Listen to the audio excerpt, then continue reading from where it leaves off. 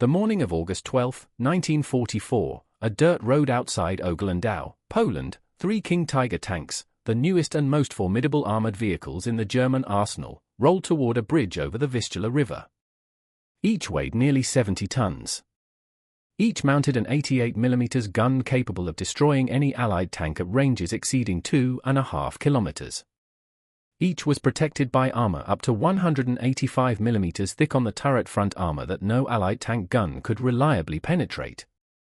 Inside the second King Tiger in the column, the crew moved with the practiced efficiency of men who trusted their machine. The loader stood ready beside ammunition racks mounted in the rear overhang of the turret. 23 rounds stored there for quick access. High explosive and armor-piercing shells within arm's reach.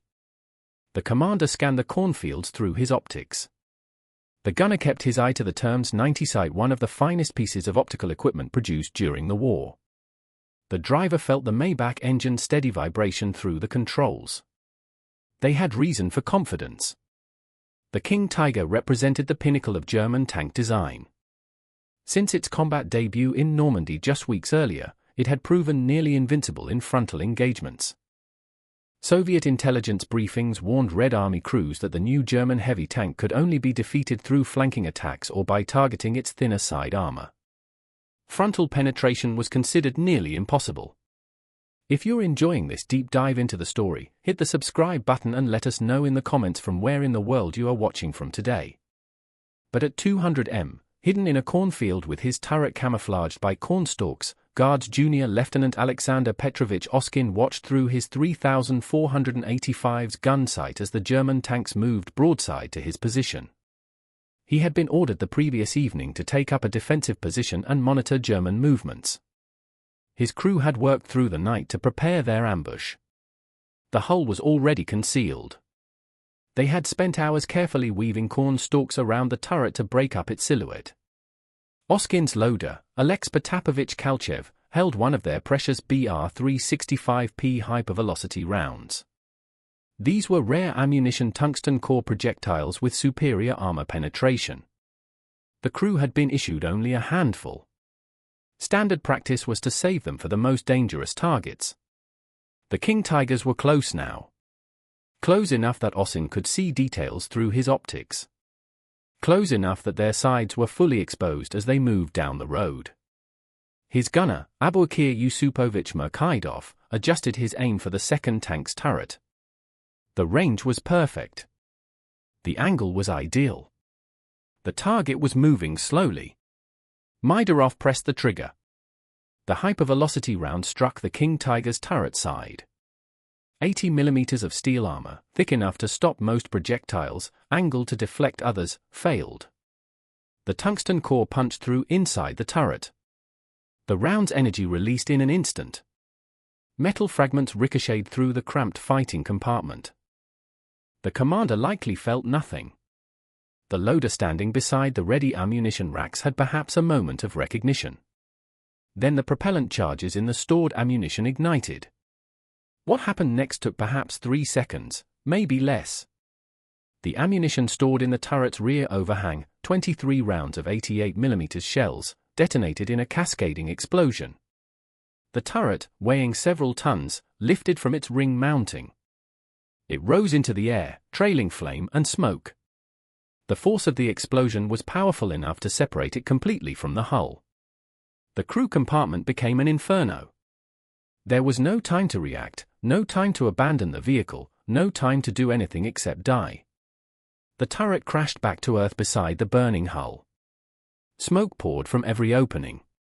The King Tiger that moments before had been an invincible fortress of steel, had become a funeral pea for its crew. To understand what happened on that road outside Oberlandau, you must understand what the King Tiger represented. Not just as a machine, but as an idea. The Panzerkampfwagen Tiger AFB. Its official designation was Germany's answer to a problem that had become increasingly urgent by 1943. The Tiger I, formidable as it was, faced new threats on both fronts. Soviet 3,485s and IS-2 heavy tanks. American Shermans equipped with 76mm guns. British Fireflies with 17-pounder cannons. The gap in armor technology was closing. The King Tiger was designed to restore German supremacy in armored warfare. Development began in 1942 when Henschel and Son received specifications from the Waffenamt, the German Army's weapons agency. The tank would combine the thick armor of the Tiger first with the sloped armor concepts proven effective on the Panther. It would mount a longer, more powerful version of the legendary 88mm gun. It would be nearly invulnerable from the front. It would outrange and outgun every Allied tank in service. The design that emerged was extraordinary by any measure. The King Tiger weighed 68.5 tons in combat configuration. Its upper front plate measured 150mm thick, sloped at 50 degrees. This created an effective thickness of over 200mm against projectiles striking at typical combat angles. The lower front plate was 100mm thick. The turret front, depending on whether it was the early crop design or the later production version, ranged from 185mm on the flat production turret to 100mm on the curved early turret.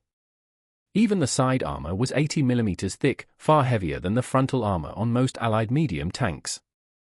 The main armament was the 8.8 cm Key AWK-43L A71. This was not the same gun as the Tiger WS weapon. Despite sharing the bore diameter, the KAWK-43 used a much larger cartridge case with substantially more propellant. Muzzle velocity for armor-piercing rounds reached over 1,000 meters per second. At 1,000 m range, the gun could penetrate 202 mm of armor plate sloped at 30 degrees. At 2,000 m, it could still penetrate 132 mm. These numbers meant that the King Tiger could destroy any Allied tank frontally at ranges where Allied guns could not reliably penetrate the German tank's armor. The optical equipment matched the weapon's precision. The terms 9D monocular sight manufactured by Leitz, the same company that produced Leica cameras, provided 2.5 times magnification. During PCIM testing, gun crews achieved remarkable accuracy. 100% probability of first round hit at 1,000 meters, 95 to 97% at 1,500 m, 85 to 87% at 2,000 m. Even in actual combat conditions, with the stress and confusion of battle, crews maintained over 80% hit probability at 1,000 m. Inside the King Tiger had a 5-man crew. The driver sat in the front left of the hull with adequate vision equipment. The radio operator machine gunner sat to the driver's right operating a 7.92mm 34 machine gun in a ball mount. In the turret, 3 men worked in closer quarters. The commander stood in the cupola with vision blocks providing all-around observation. The gunner sat to the commander's left, operating both the main gun and the coaxial machine gun. The loader stood to the commander's right. This loader had perhaps the most physically demanding job in the German Army's armored forces. 88mm ammunition was heavy. A complete round projectile and cartridge case together weighed between 32 and 36 pounds depending on ammunition type. The loader had to pull these rounds from storage racks, lift them, and load them into the breech. Then he had to remove the spent cartridge case after firing, then repeat the process. The best loaders could maintain a rate of fire approaching 6 rounds per minute under ideal conditions. In combat, with the tank moving and taking fire, the rate dropped to perhaps 4 or 5 rounds per minute. To make the loader's job manageable, ammunition was stored throughout the tank. The hull sponsors, the widened sections of the hull on each side, contained racks for dozens of rounds. These were relatively safe from frontal fire, protected by the thick frontal armor and by the bulk of the engine and transmission, but they were not easily accessible to the loader during combat. Reaching down into the hull sponsons, pulling out a heavy round, lifting it to turret height, and loading it took time. So the King Tiger, like many tanks, also stored ready ammunition in the turret. 23 rounds in racks mounted in the rear overhang of the turret basket. These were within easy reach of the loader. He could maintain a higher rate of fire using these rounds. Standard practice was to exhaust the turret ammunition first, then reload from the hull stores during lulls in combat. This arrangement was not unique to the King Tiger. The Tiger I stored ammunition in hull sponsons. The Panther stored rounds in hull racks and in turret-mounted ready racks. American Sherman stored most of their ammunition in sponson racks and ready racks below the turret basket. Every tank represented compromises between protection, firepower, crew efficiency, and ammunition capacity. Engineers knew that ammunition storage was vulnerable. They placed it in the most protected areas possible while still allowing reasonable access for the loader.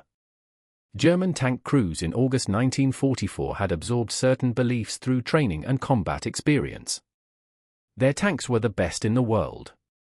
German optical equipment was superior to Allied equivalents. German guns hit harder and reached farther than enemy weapons. German armor could withstand hits that would destroy Allied tanks. These were not mere propaganda talking points. They were conclusions drawn from real combat engagements where King Tigers destroyed Soviet and American tanks at ranges where return fire was ineffective. The 5,001st Heavy Panzer Battalion equipped with King Tigers received its tanks in June 1944. The battalion had been rebuilt after earlier losses. Crew training emphasized the King Tiger's strengths. Engage at long range where your gun has the advantage. Keep your frontal armor toward the enemy.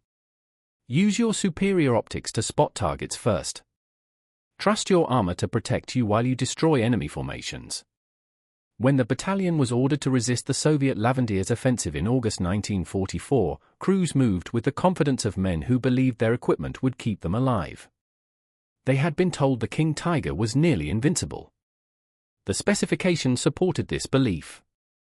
150 mm of sloped frontal armor, 185 mm on the turret front.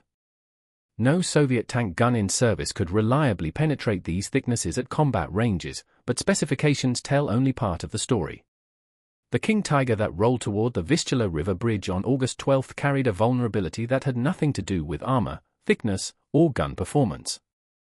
It carried 23 rounds of 88 mm ammunition in racks mounted in the poser turret. And the turret side armor, the armor protecting those racks, was 80 mm thick. Thick enough to stop machine gun fire. Thick enough to deflect some projectiles. Not thick enough to stop a hypervelocity tungsten core round fired at close range from a favorable angle. The Soviet 3485 that waited in ambush outside Oglendo represented a different design philosophy. Where German tanks emphasized heavy armor and powerful guns, Soviet tanks emphasized mobility, reliability, and mass production. The 3485 weighed 32 tons, less than half the King Tiger's weight. Its armor was much thinner, 45 mm on the front hull, sloped at 60 degrees, 90 mm on the turret front. By German standards, this was inadequate protection, but the 3485 had advantages. It could reach 45 km/h on roads. It could traverse rough terrain that would bog down heavier vehicles. Its wide tracks distributed its weight, allowing it to operate in mud and snow where German tanks struggled. And its 85 mm ZIS's 53 gun, while less powerful than the King Tiger's weapon, was adequate for most combat situations. More importantly, Soviet factories could build 3,485s in numbers that German industry could not match. The Stalin Works in Kharkov, the Ural Vagonavod factory in Nizhny Tagil, factory number 183 in Nizhny Tagil. These facilities produce thousands of tanks per year. By August 1944, Guards tank brigades like Oskin's unit were fully equipped with the new 85 mm variant. Soviet crews had learned hard lessons about German armor. They knew they could not penetrate a King Tiger or Tiger I frontally. They knew they had to use terrain, concealment, and flanking attacks to create opportunities. This created asymmetry in combat psychology.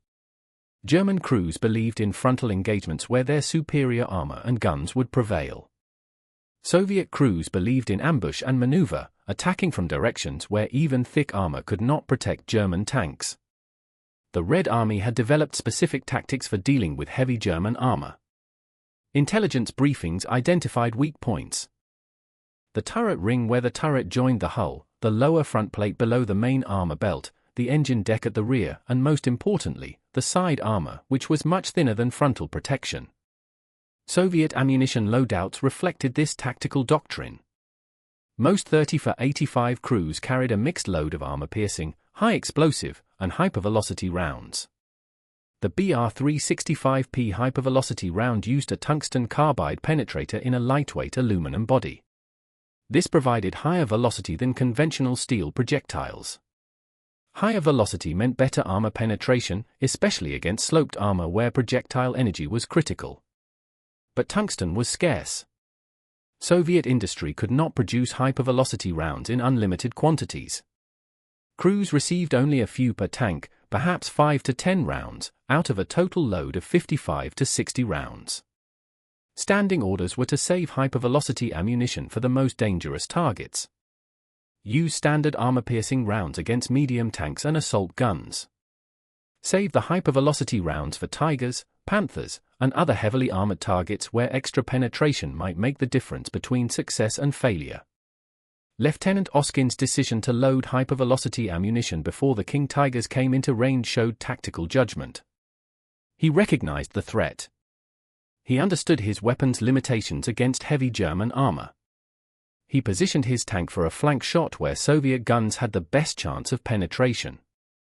And he waited for the ideal range close enough for maximum accuracy. Close enough that armor-piercing performance would be at its peak. The King Tiger crews had no way of knowing they were being watched. Their commanders scanned for threats, but they were looking for visible enemy positions, dug in anti-tank guns, tank formations in the open, infantry with anti-tank weapons in buildings or tree lines. A single 34 hidden in a cornfield with only its camouflaged turret exposed was nearly invisible. The German crews were focused on their objective, the bridge ahead.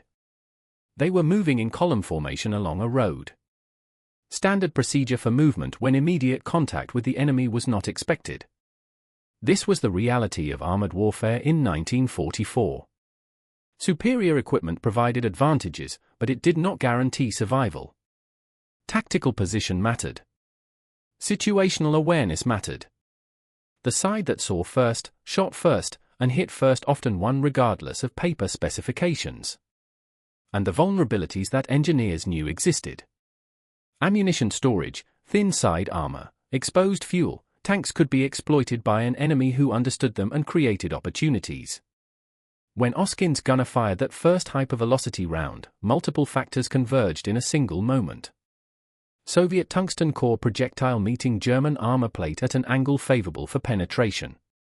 Close range, minimizing dispersion and maximizing retained energy. Side aspect where armor was thinnest and most critically the location of the hit the turret. Precisely where 23 rounds of 88mm ammunition sat in their racks. Propellant charges ready to burn. High explosive fillers ready to detonate. The King Tiger's crew had perhaps understood what was happening in that first instant after penetration. Perhaps they felt the impact. Perhaps they saw the flash as the penetrating projectile struck something inside the turret. Perhaps they had a moment to recognize what was about to occur. But recognition would not have saved them. The ammunition detonation that followed was not something a man could escape. It was not a fire that built gradually, giving time to bail out. It was an explosion that consumed the turret's interior in a fraction of a second. This was the hidden reality of heavily armed tanks. They carried their own destruction within them. Dozens of rounds, each containing propellant and explosive, each capable of adding to a catastrophic chain reaction if ignited. Armor protected these rounds under normal circumstances. Armor kept out bullets and shell fragments, but armor could be penetrated, and when it was penetrated in the wrong place, at the wrong angle by the right kind of projectile, the tank became its crew's tomb. The 5,001st Heavy Panzer Battalion that deployed to Poland in August 1944 consisted of men who had undergone extensive training on the King Tiger. This was not a unit of inexperienced crews thrown into combat with unfamiliar equipment. Many had served in earlier heavy tank battalions.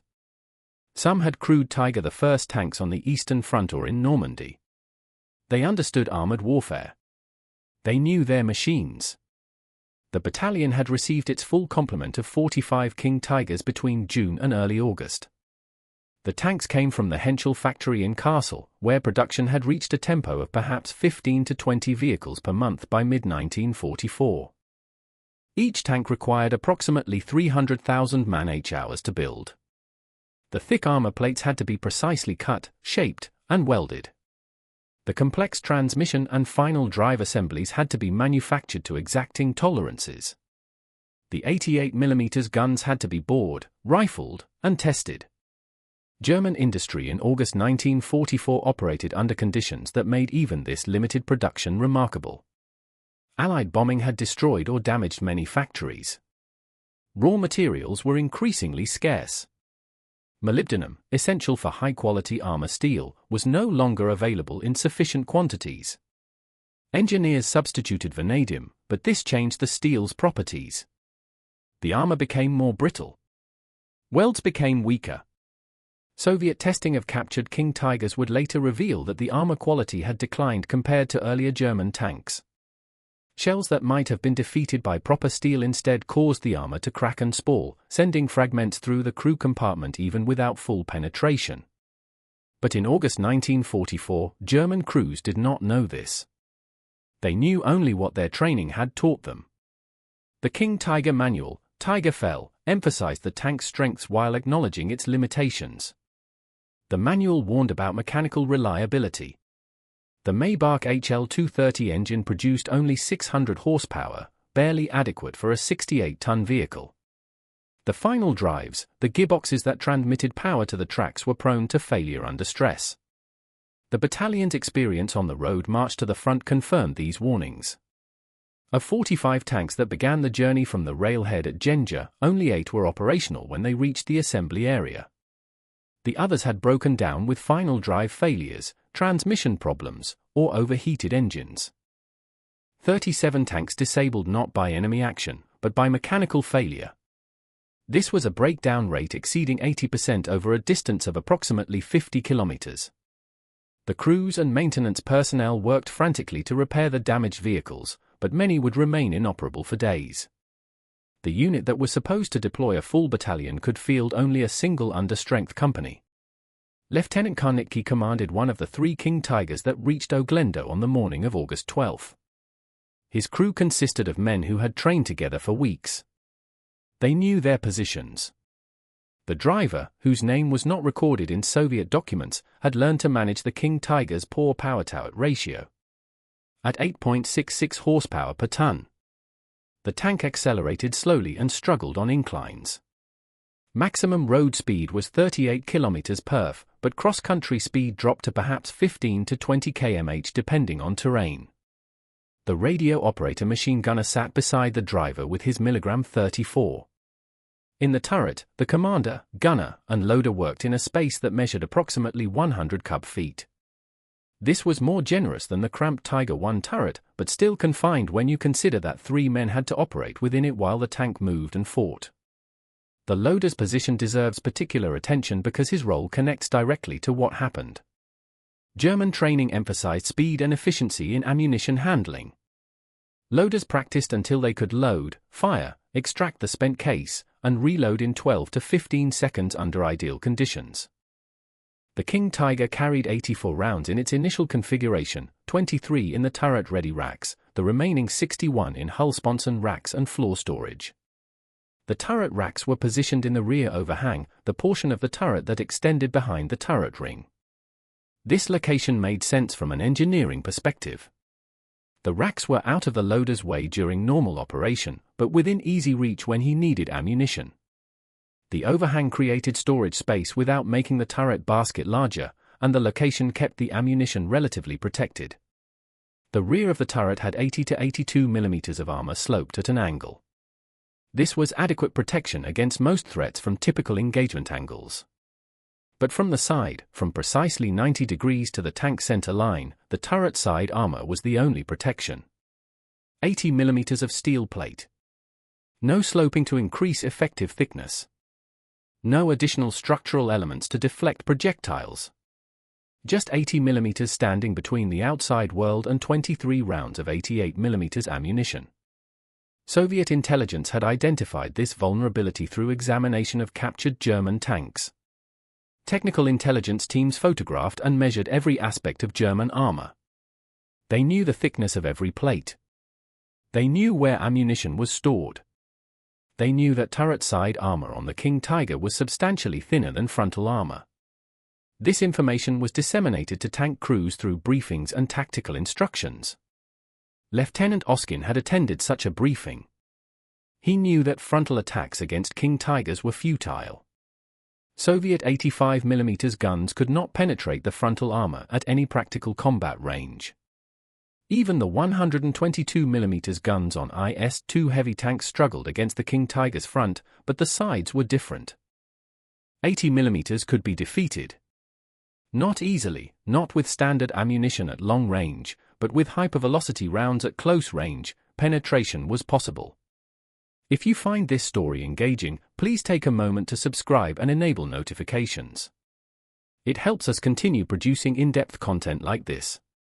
The BR-365P round that Oskin's crew loaded represented Soviet metallurgical and ballistic engineering at its best. The projectile weighed 3.65 kilograms. The tungsten carbide core measured 54mm in diameter, smaller than the 85mm bore. The core was enclosed in an aluminum body that engaged the rifling and centered the projectile in the barrel. Upon leaving the muzzle at approximately 150 ms, the aluminum body fell away. The tungsten core continued to the target, carrying enormous kinetic energy in a small cross-sectional area. Tungsten's density, 19.3 G per centimeter, was nearly twice that of steel. This density combined with high velocity gave the projectile exceptional penetration capability. Against 80mm of armor at 200 m range at an angle close to perpendicular, penetration was virtually certain. The tungsten would punch through the steel, carrying fragments and molten metal into the interior space beyond. The gunner's trigger pull released the firing pin. The propellant charge in the 85mm cartridge ignited. Pressure built to over 3,000 atmospheres in milliseconds. The tungsten core projectile accelerated down the barrel, emerged from the muzzle, shed its aluminum body, and crossed 200 m in less than a fifth of a second. Inside the King Tiger's turret, the crew had no warning. Sound traveled slower than the projectile. By the time they might have heard the 34's gunfire, the round had already struck. The tungsten core hit the turret side armor at an angle nearly perpendicular to the plate surface. 80mm of steel face hardened to resist penetration, welded with the best techniques available to German industry in 1944 failed. The physics of armor penetration are brutal and unforgiving. When a high-velocity projectile strikes armor, several things happen. Simultaneously, the projectile's kinetic energy focuses on a small area. The armor steel deforms under tremendous stress. If the projectile has sufficient energy and the armor insufficient thickness or quality, the steel yields. The projectile punches through carrying a cone of armor fragments and molten metal.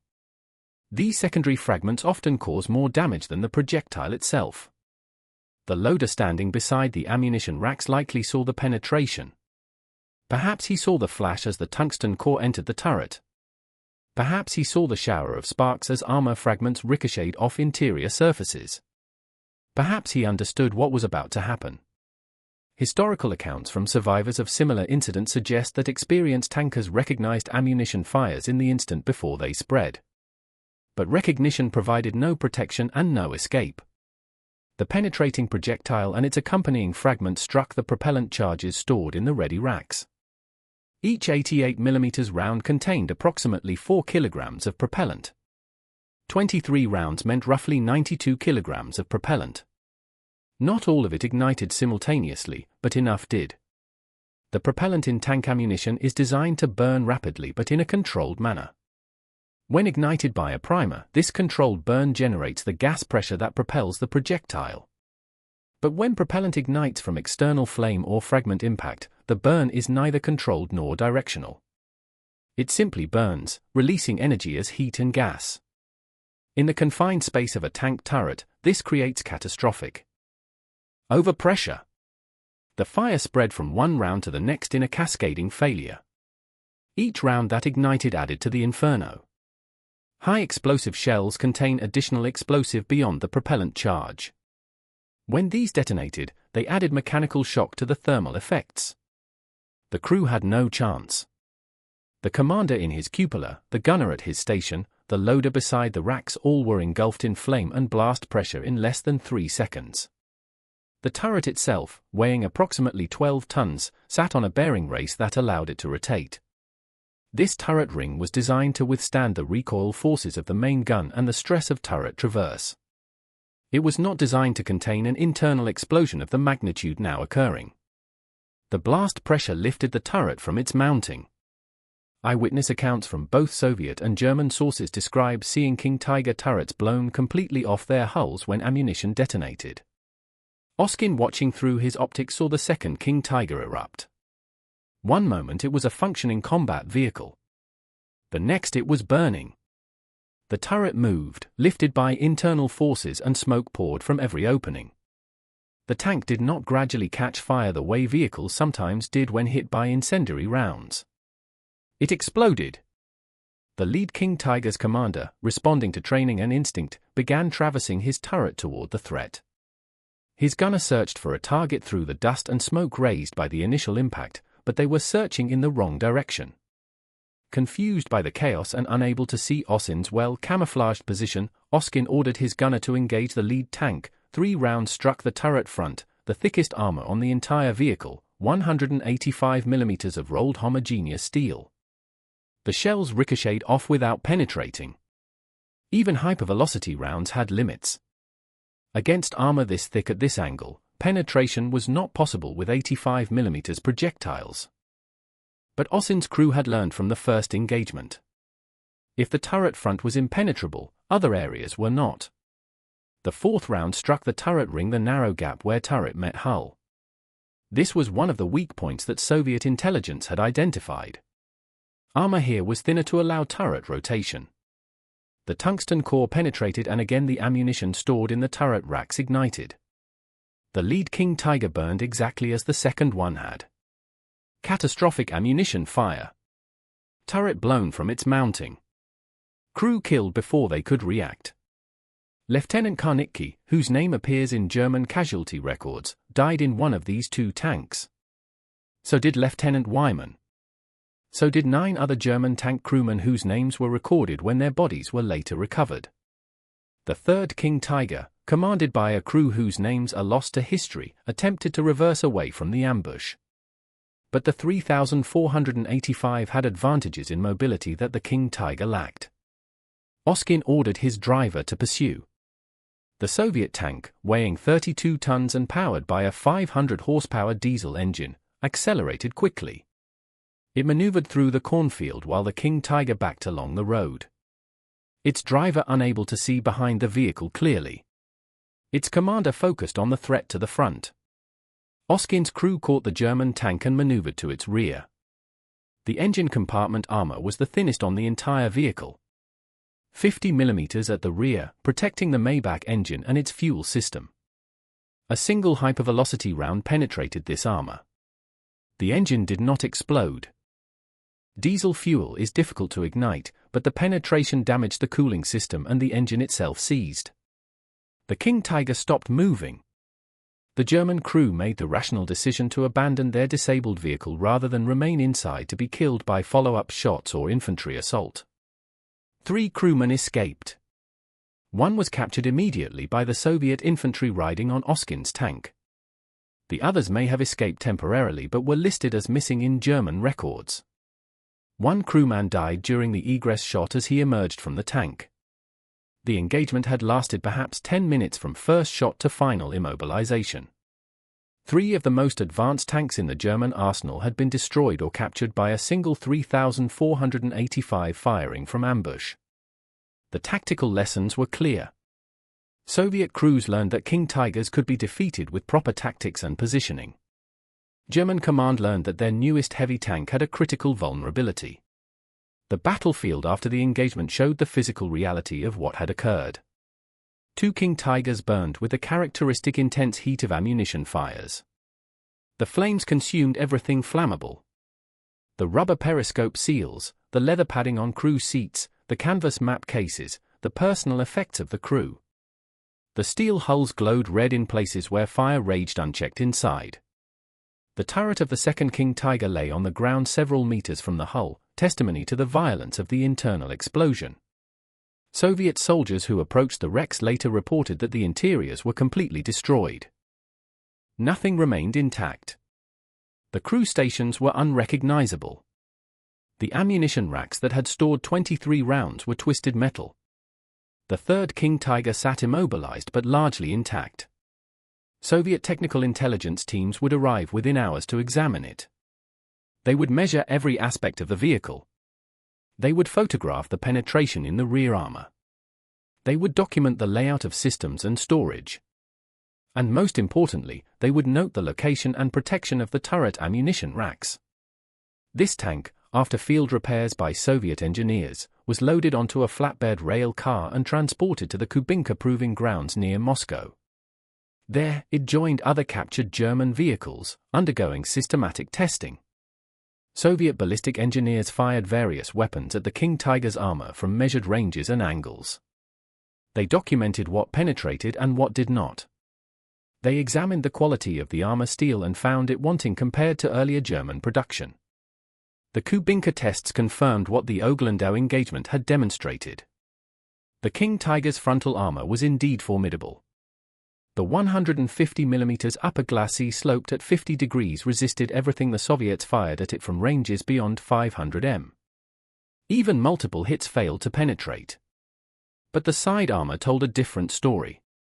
80mm at vertical or near vertical angles could be penetrated by 85mm hypervelocity rounds at ranges up to 400 m. 122mm guns could penetrate the sides reliably at much greater distances. And the welds, the joints where armor plates met, were particularly weak. Soviet engineers found that even when shells did not fully penetrate, the shock of impact caused welds to crack. Fragments broke free from the interior surface of the armor and became projectiles inside the crew compartment. The quality control that had characterized early war German tank production had degraded by late 1944. Armor plates that should have been resilient instead cracked. Welds that should have held separated under stress. The implications extended beyond a single engagement.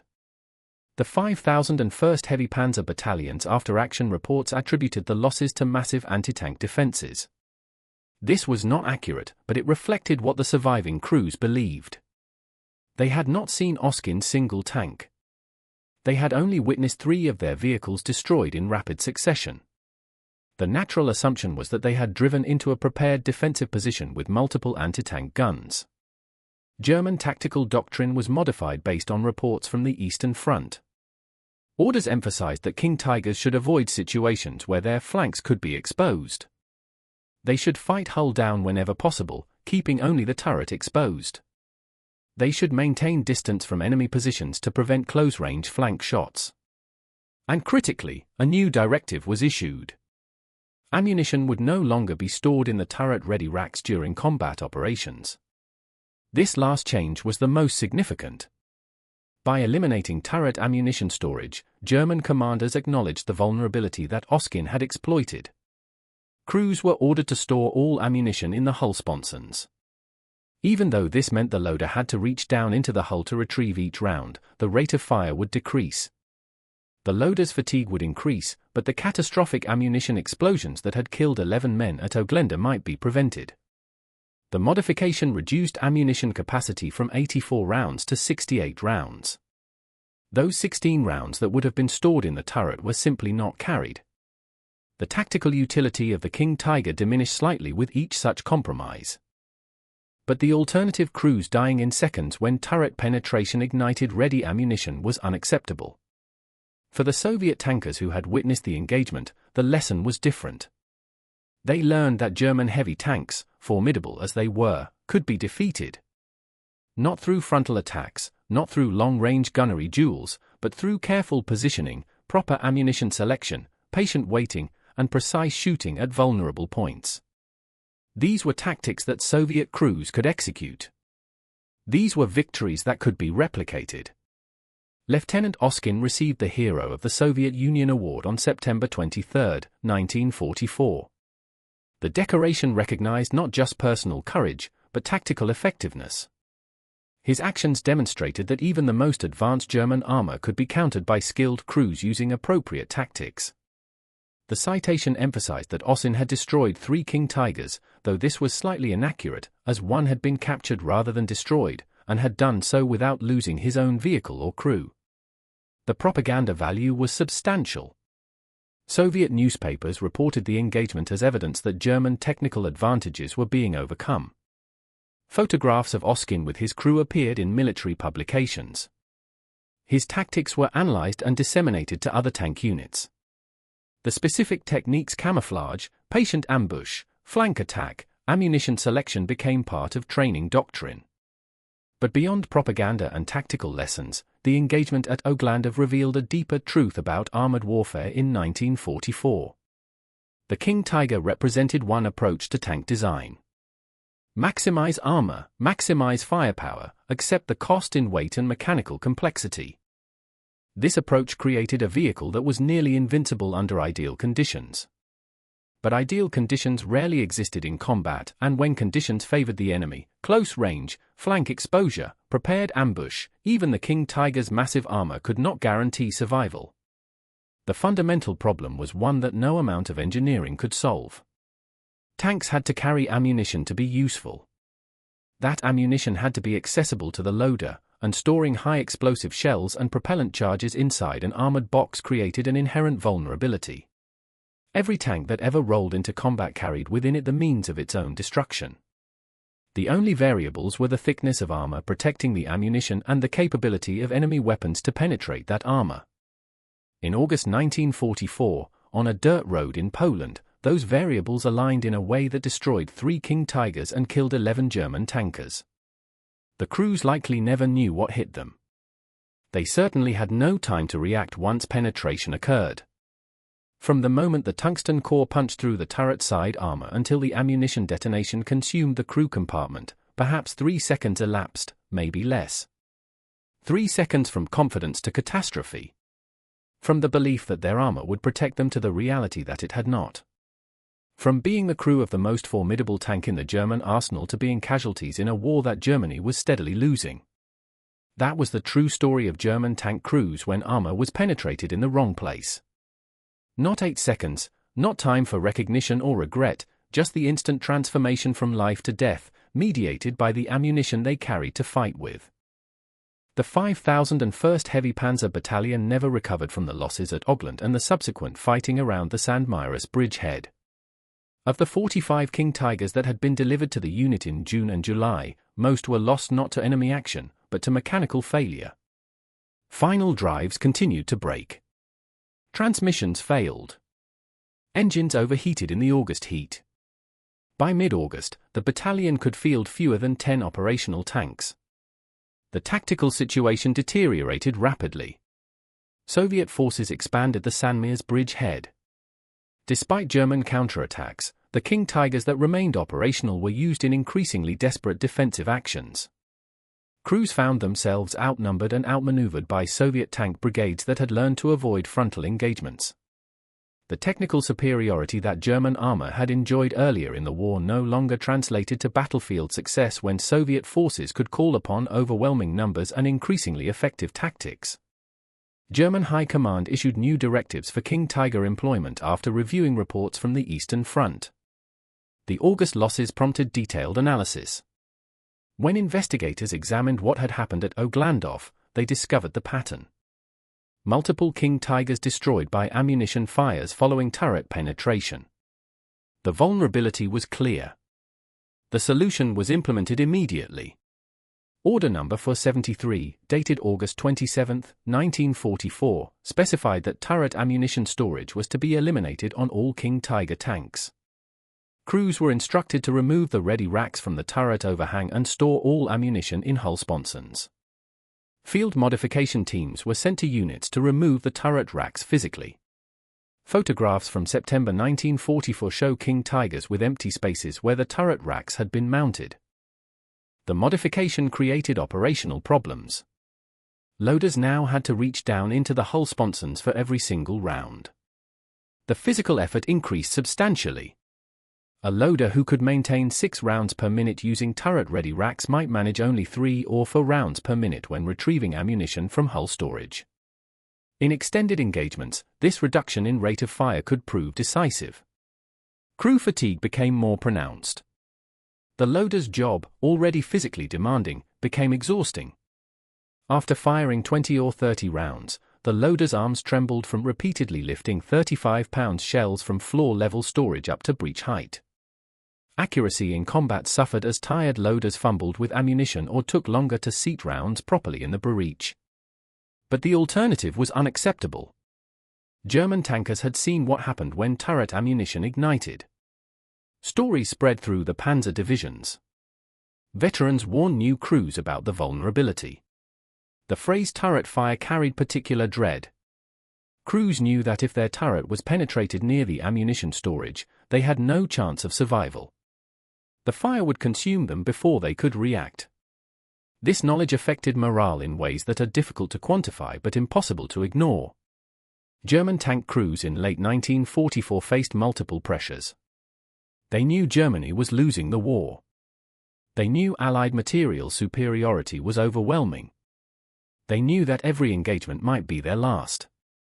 Adding the knowledge that their own ammunition could kill them in seconds if the tank was penetrated in the wrong place created psychological stress that affected performance. Some crews became overcautious, refusing to engage when conditions were not ideal. Others became fatalistic, accepting that survival was primarily a matter of luck rather than skill. Unit cohesion suffered as experienced crews were killed and replaced by hastily trained replacements who lacked the technical proficiency and tactical judgment needed to survive in a King Tiger. The production consequences were equally significant. Henschel modified the King Tiger design to eliminate turret ammunition storage. New tanks rolled off the assembly line with redesigned turret interiors. The space where ready racks had been was left empty or used for other storage. But this modification came too late for the hundreds of King Tigers already in service. Field modification of existing tanks required time and resources that German forces increasingly lacked. By September 1944, Allied bombing had further disrupted King Tiger production. The Henschel factory at Kassel was hit repeatedly.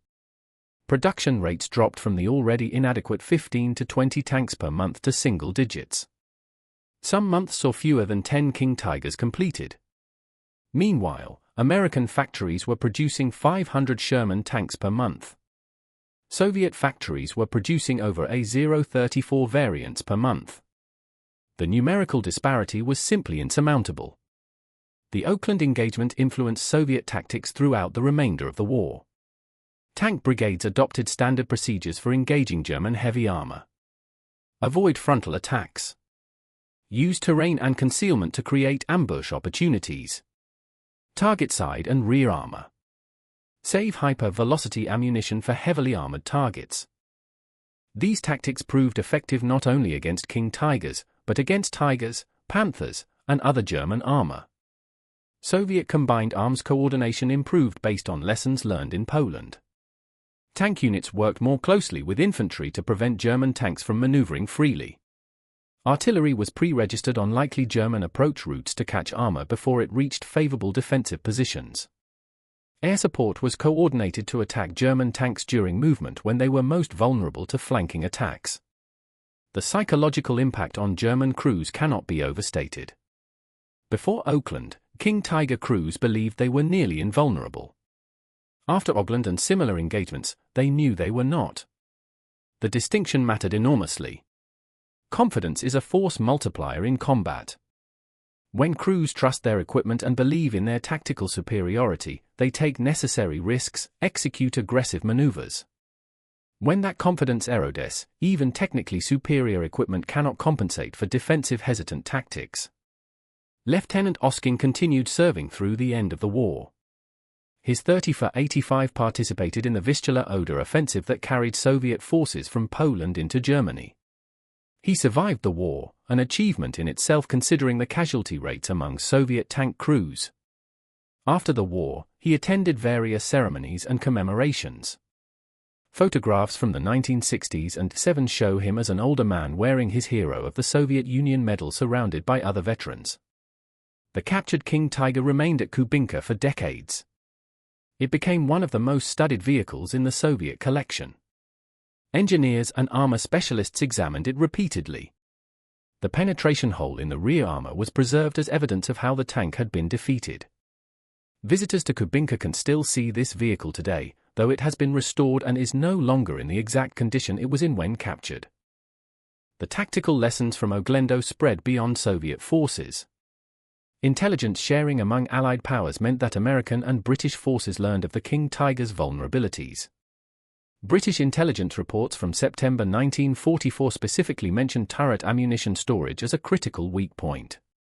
American tank destroyer battalions received updated briefings on German armor that emphasized side and rear attacks. The Western Allies faced King Tigers in smaller numbers than Soviet forces, but when they did encounter them, the same vulnerabilities applied. In December 1944, during the Battle of the Bulge, American forces destroyed multiple King Tigers. Some were knocked out by M36 tank destroyers using 90mm guns. Others were destroyed by flanking attacks from M4 Shermans that managed to hit side or rear armor, and some were abandoned by their crews when mechanical failures left them immobilized. The pattern repeated across all theaters where King Tigers fought. Technical superiority in armor and armament provided advantages in specific tactical situations, long-range engagements, defensive positions with good fields of fire, situations where frontal attacks were the only option for Allied forces.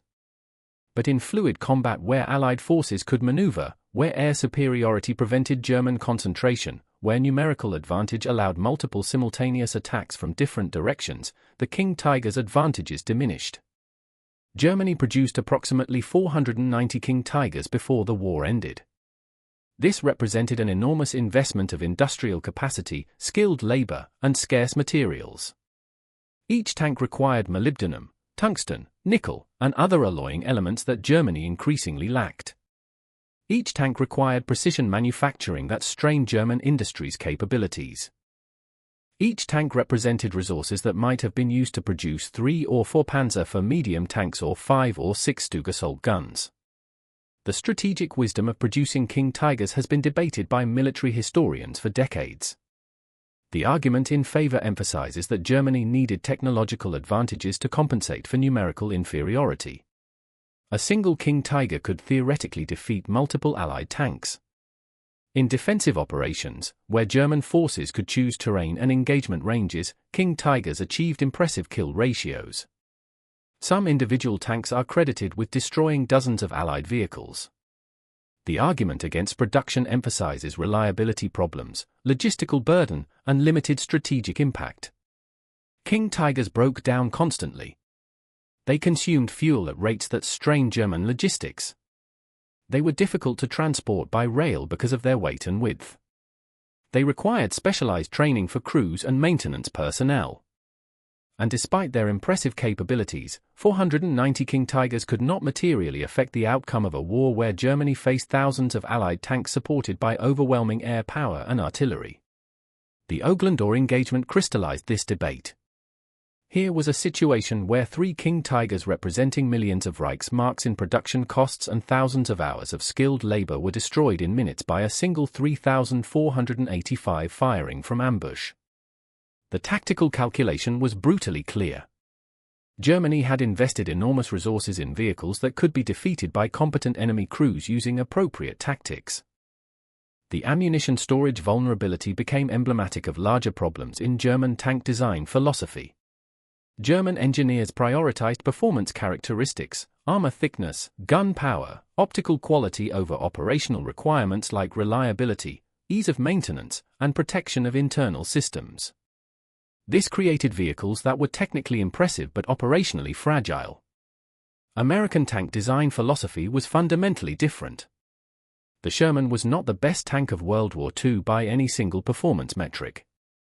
Its armor was thinner than German heavy tanks. Its 75mm gun was less powerful than German 88mm weapons. Its top speed was unremarkable. But the Sherman was reliable.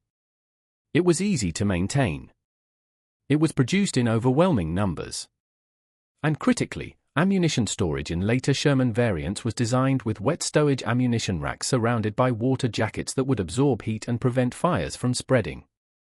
This design difference reflected different industrial and military philosophies. American engineers assumed that tanks would be hit and focused on keeping the crew alive after penetration. German engineers assumed that armor would prevent penetration and focused on making that armor as thick as possible. When reality demonstrated that no armor was impenetrable, the American approach proved more survivable. Soviet design philosophy fell between these extremes. Soviet tanks had thinner armor than German heavy tanks, but used sloping to increase effective protection. Soviet ammunition storage was not as sophisticated as American wet stowage, but Soviet crews were trained to minimize onboard ammunition and reload from external storage when possible. And Soviet production emphasized quantity over refinement, good enough vehicles in overwhelming numbers rather than perfect vehicles in limited quantities. The 30-85 that Osin commanded embodied this philosophy. It was not as well protected as a King Tiger. Its gun was not as powerful, its optics were inferior, but it was fast, reliable, producible in quantity, and adequate for the tactical situations Soviet forces faced. When employed properly, as Osin demonstrated, it could defeat even the most advanced German armor. The long-term legacy of the Ogland engagement extends into post-war tank design.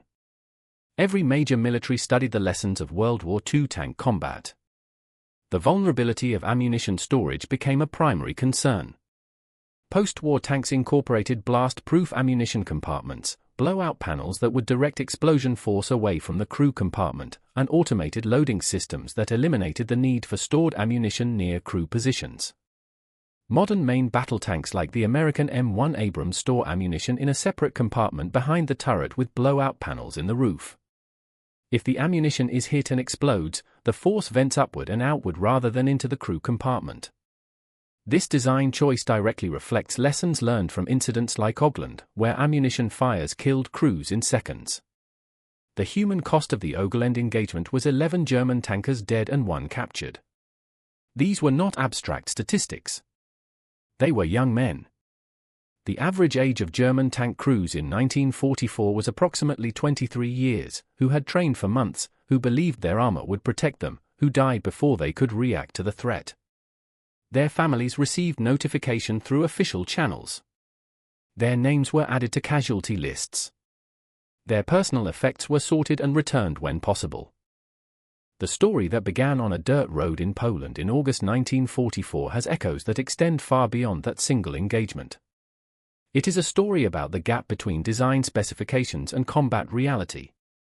About the difference between what engineers promised and what soldiers experienced. About the moment when belief in technological superiority collided with the physics of armor penetration and the chemistry of propellant combustion. The German tank crews who climbed into their King Tigers that morning believed certain things. They believed their armor would protect them. They believed their gun would destroy enemy tanks before those tanks could threaten them. They believed that German engineering superiority would compensate for numerical inferiority. These beliefs were not irrational. They were based on specifications, on training, on early combat experiences where King Tigers had dominated enemy armor. But beliefs, however well-founded, cannot change physical reality. 80 mm of steel cannot stop a tungsten core projectile fired at close range. Ammunition stored in a turret will explode if ignited, and crews trapped in a burning tank have no time to escape when the detonation is measured in seconds rather than minutes. Lieutenant Oskin and his crew knew different things. They knew that frontal attacks were futile. They knew that patience and positioning could create opportunities. They knew that even the most formidable enemy could be defeated if you understood their vulnerabilities and created the conditions to exploit them. This knowledge combined with skill and courage allowed them to destroy 3 King Tigers without losing their own vehicle. The aftermath of Ogland forced both sides to confront uncomfortable truths. German forces had to acknowledge that their newest and most advanced tank had a critical vulnerability. The immediate response eliminating turret ammunition storage addressed the symptom, but not the underlying problem. The King Tiger was too heavy, too complex, too difficult to produce in adequate numbers. No amount of tactical adjustment could overcome these fundamental limitations when facing enemies who had numerical superiority and increasingly effective weapons. Soviet forces learned that technical sophistication was not necessary to achieve tactical success. Proper employment of adequate equipment combined with careful preparation and skilled execution could overcome apparently superior enemy forces. This lesson applied beyond tank combat. It validated the Soviet emphasis on mass production of good enough weapons rather than limited production of perfect weapons. For historians and military analysts, Ogulin provides a case study in the relationship between technology and tactics. The King Tiger was objectively superior to the 3485 in almost every measurable way. It had thicker armor. It had a more powerful gun. It had better optics. Yet in this engagement, the technically inferior tank defeated 3 technically superior tanks. The lesson is clear. Tactical employment matters more than technical specifications. Position, surprise, and proper ammunition selection overcame armor, thickness, and gun power. The engagement also illustrates the law of unintended consequences in military technology. German engineers designed the King Tiger to be the ultimate tank. They maximized armor protection and firepower, but these design choices created weight that strained the drivetrain and limited mobility. Limited mobility made the tank vulnerable to flanking attacks, and the ammunition necessary to feed the powerful gun became a vulnerability when stored in locations accessible to the loader. Every design choice involves trade-offs. German designers chose protection and firepower over mobility and reliability. This choice created a tank that was devastating in ideal conditions, but vulnerable when conditions favored the enemy. American designers chose reliability and producibility over maximum protection. Soviet designers chose mobility and quantity over comfort and refinement. Each approach had strengths and weaknesses. None was objectively superior in all situations. The crews who died at Oglando represented a larger tragedy. They were victims not just of Soviet marksmanship, but of strategic decisions made years earlier. When German leadership chose to invade the Soviet Union, when industrial planners prioritized heavy tanks over medium tanks, when supply officers failed to provide adequate spare parts and maintenance support, when training facilities produced crews with inadequate preparation time. Each of these decisions contributed to the situation that placed 3 King Tigers on a road where a single 34 could ambush them. The broader narrative of World War II is often told through major battles and strategic campaigns. Stalingrad, Normandy, the Battle of the Bulge, but the war was also decided by thousands of small engagements like Oglandov. 3 tanks destroyed, 11 men killed, 1 tank captured. These events seemed minor at the time, but aggregated across hundreds of similar engagements, they represented the steady erosion of German combat power and the growing capability of Soviet forces. By the time the war ended in May 1945, the King Tiger's reputation had changed completely. It was no longer seen as invincible. It was seen as a symbol of Germany's inability to match Allied material production. Impressive in specifications, limited in impact, a weapon that represented what Germany wanted to be, but could not achieve technologically superior enough to overcome numerical inferiority. The tank that Oskin captured sits today in a museum at Kubinka. Visitors can walk around it, examine the penetration hole in the rear armor, look into the turret where ammunition once was stored. The tank is a monument to a specific engagement, but also to larger truths about warfare, technology, and the gap between design and reality. The German crews who died never knew that their experience would be studied by historians and military analysts for decades. They never knew that the vulnerability that killed them would influence tank design for generations.